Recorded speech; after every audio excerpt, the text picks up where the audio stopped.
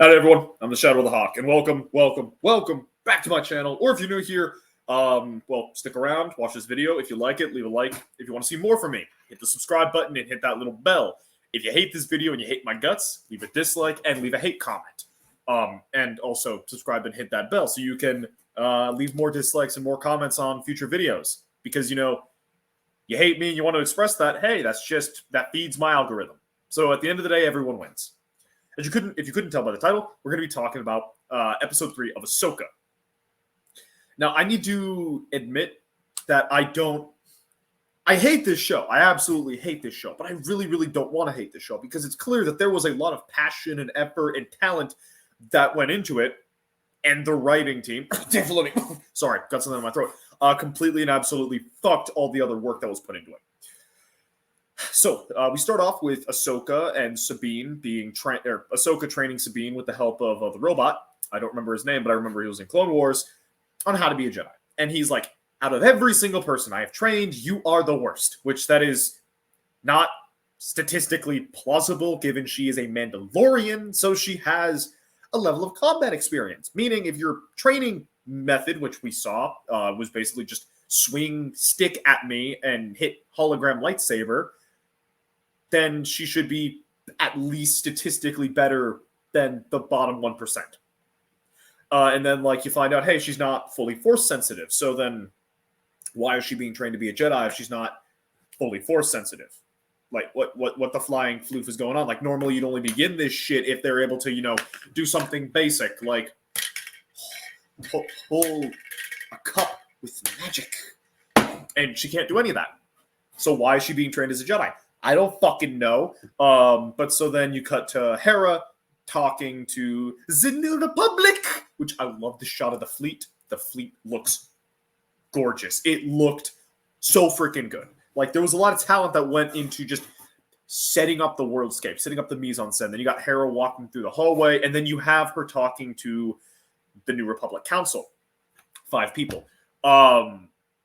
And very blatantly, Hera doesn't feel like Hera. She feels like random stoic general. I complained about this before, but she doesn't feel very, like, motherly. Like, Hera in Rebels is a very motherly character, constantly, like, nagging and constantly being worried, and she's got, like, a level of expression just constantly in her voice and in her actions. There's a flamboyantness to her that I would argue Twi'leks also have. So, like, she's just...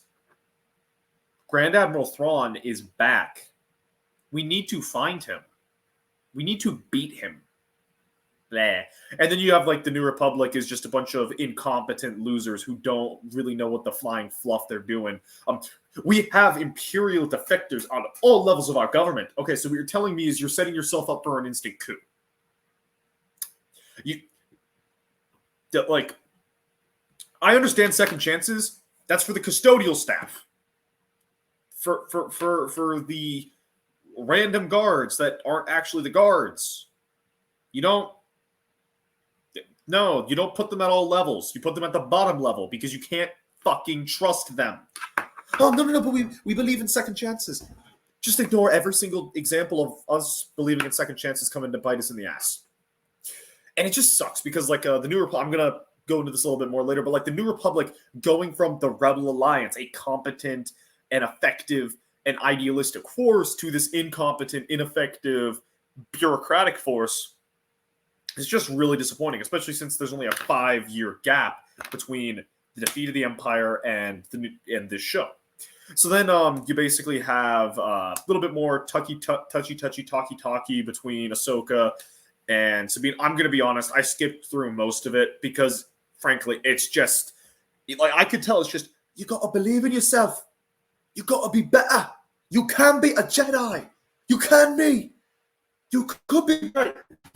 The robot. I don't really know if she's going to be successful. Oh, come on. Really, dude? Come on. You just give her a chance. Sabine tries to do some stuff with a cup and fails. You got to give her the chance, man. I don't think she'll... Shut up. Hey, we're coming out of hyperspace. Great. Hera lets them know that the New Republic is not devoting resources to this little manhunt of theirs because they don't have evidence of Thrawn being back, just their word. And they come out of hyperspace, and just randomly 6 starfighters were there. 2 of, like, the lieutenants of the bad guys are just randomly sitting by the hyperspace point with 4 other fighters just kind of there for no good reason. They're just there, and then they engage. And I tell you, these freaking starfighters need to have come from like the bargain mart of starfighters. Like, you get 3 or 4 good passes with solid shots to the engines and the center and the wings, and like it takes a flak barrage from the big scary hyperspace O-ring to even drop their shields down to 10% after that. Like, Ashoka has some really, really good shields, incredibly good shields. Like, what the flying?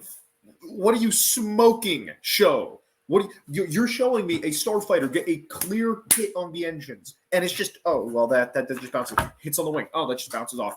Core bounces off. Like, what are you freaking doing, losers? And then when the flak guns are completely out of effective range, the villain's like, yes, disengage so I can use my flak cannons. And then the flak cannons don't work very effectively because they're firing at probably outside of effective range. Like if it's recommended for like 2 kilometers out, they're probably firing them about 5 kilometers out with how ineffective they were. And the enemy starfighter is just kind of like, okay, yeah, we're just gonna fuck off. The psychopathic, rebellious, white-haired chick is perfectly fine listening to orders and just disengages. And then they fly through the ring. They do some like bullshit to like make it seem like they weren't dead. It doesn't work because their debris field is immediately identified, and the fighters are sent to double tap. The only 3 of the fighters are sent to double tap the carcass, the debris of the ship, and Ashoka using lightsabers, which we have established. Like, if you're stabbed in the gut, a lightsaber wound can be fixed with just a little bit of, not even back to therapy. You just get on a hospital bed, and they do some like basic things, and you're able to be fully functional by the end of the. Yeah, no, Ashoka just completely cuts through the wing of a starfighter. Just like zoop. The weapon that does that leaves you a minor flesh wound that doesn't completely and absolutely cripple you for the rest of your life. Let me put on my seeing eyeglasses because I can't even begin to see the bullshit in that statement. Like, what? I better take these off before people call me a fed boy. But so, yeah, basically Ashoka steps outside of the ship and then just duels the fighters, which they decide, hey, there's Ashoka. There's Ashoka. Let's, instead of shooting the ship and detonating it and causing her to die in the explosion, why don't we shoot at her? Let's shoot at Ashoka and let her deflect all of our shots. Instead of shooting the ship, we could shoot the ship and blow her up or leave her out in orbit to die of oxygen deprivation. No. We're just gonna shoot Ashoka. Really. And then Sabine fixes the ship, and then they fly onto the orbit, and it's like, you can be a Jedi. Yes, I can be a Jedi. And happy-go-lucky feelings for all. And then we get a shot of Ray Stevenson speaking to his men like, they've arrived on the planet. Get ready to wipe them out. Sorry, that wasn't very Titus Pullo of me. You want to fight, lads? Yeah, they're ready to fight. Let's go. Sorry. Fuck, I loved Ray Stevenson in Rome, and I'm really sad to hear his passing. And that's how the episode ends. As you could probably tell, like, there are things that I really enjoy about this show. I love the effort and the work that went into making the world feel like the world. Like, this feels like a Star Wars setting. Well, everything but the main characters feels like a Star Wars setting. And then you've got the witch. Could have made her something else. I don't really like the fact that she's a Dathomirian witch because she doesn't look like a Dathomirian witch. She doesn't act like a Dathomirian witch. It doesn't make sense for her to be a Dathomirian witch, etc., etc., etc. But where was I going with that? Oh, yeah, and then like the New Republic being the New Republic, how it is now, I also really, really don't like that. But like just the general feel of like the shots of big ships as you go fly by, like the interior design. I wish there were more aliens. Why is the New Republic as xenophobic as the Empire? There's not many aliens around. But like when it comes to the main characters, they the shots with the moments with Sabine and Ahsoka alone feel more like something out of Star Trek than Star Wars. They're just sitting there like, yes. The Klingon Empire is planning to subjugate a dozen worlds. It's not subjugation if they wish to be protectorates of the Klingon Empire. It is if they're being strong-armed into it. They're not being strong-armed into it. They fear the Romulans. Like that's. I feel like that. Like you could voice that. I feel like you could put that conversation over there, and people would actually think it's something from Star Trek because it doesn't feel like Star Wars. It goes on for too long, and it doesn't really add anything to the plot. Star Wars, to quote a really, really funny Star Trek for Star Wars video, is philosophy for children. It's not meant to be slow and deep and methodical. It's meant to just be space battles and laser battles and happy-go-lucky fun times with your friends. Yeah, you can include a message. You can include deeper morals meanings, and you can have serious, slow talk moments, but that shouldn't be the defining moments of the show. Clone Wars had plenty of moments where the clones would sit down and talk about, so is our existence breaking a war crime? Because I feel like it breaks a war crime. And they would talk about it. Are they droids? Are they men? But there was also still room for the clones to do cool-ass pew-pew shit. And even when there wasn't cool-ass pew-pew shit going on, there was vibrance, there was life, and the talks weren't these, like, just basic, oh, but I want to be a Jedi, but I'm not a Jedi. They were about things that mattered, like the nature of conflict, slavery, the right of the strong to defend the weak, or the right of the strong to oppress the weak, the nature of a man, the nature of morality, like all of this stuff. But they're not doing that either. It's a vacuum pit that's basically just foreplay effectively between Sabine and Ahsoka. Yeah, fuck you, Dave Filoni.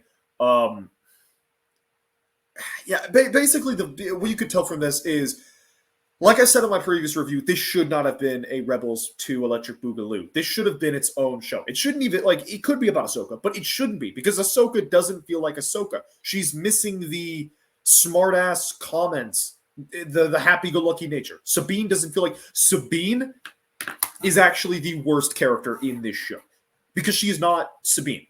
She has Sabine's memories. She has Sabine... she basically just has Sabine's memory and her armor. That's it. She doesn't look necessarily like Sabine, at least in my opinion. She doesn't look like Sabine. She does not act like Sabine in any way. And there's nothing about her that screams Sabine to me. Because Sabine, back in Rebels, yeah, she defied authority, but that was authority she didn't respect. She respected Kanan and Hera and treated them well. She wasn't this somber, melancholic little bitch. She wasn't this stoic little bitch. She had vibrancy to her. She was an artist. She was constantly blowing stuff up, or she was painting walls. But I can hear people going, well, she's 30 now, so why is she driving on a freaking swoop bike, blaring loud, angry music, acting like a petulant 14-year-old whose dad just told her, no, you can't go to the slumber party? Or when they're engaging the enemy, and this is something she's done before. She's shot at enemy starships before, and she's like, yeah, I got one! Woo! As if that's like the first time she's ever done it. No, you've done this before. Or when the droid short-circuits himself, and she's like, oh no, we gotta help. You've lost people before. If this is supposed to be a more somber, mature Sabine, why does she still act like a child? If this is supposed to be a Sabine that has grown and learned not to just doodle on someone else's walls, why the fuck isn't she acting more mature in serious moments? It doesn't make sense. And then, like I mentioned with Hera, there's absolutely none of the spark that makes Hera Hera. There's none of her connection to Kanan. There's none of her motherly instincts and her playful nature. There's none of that. There's just, I've spent most of my life fighting war. Let me prevent another war from happening. Which, that's a hard-ass fucking line, but it doesn't work coming from Hera. It doesn't work coming from any of these women, actually. And I think that's fundamentally the problem, is they want these stoic bad bitch characters, which I'm not saying you can't have stoic bad bitch characters. Those exist. There are good ones out there. The only one coming to mind is Apollyon, and that's a bad example because she's a villain.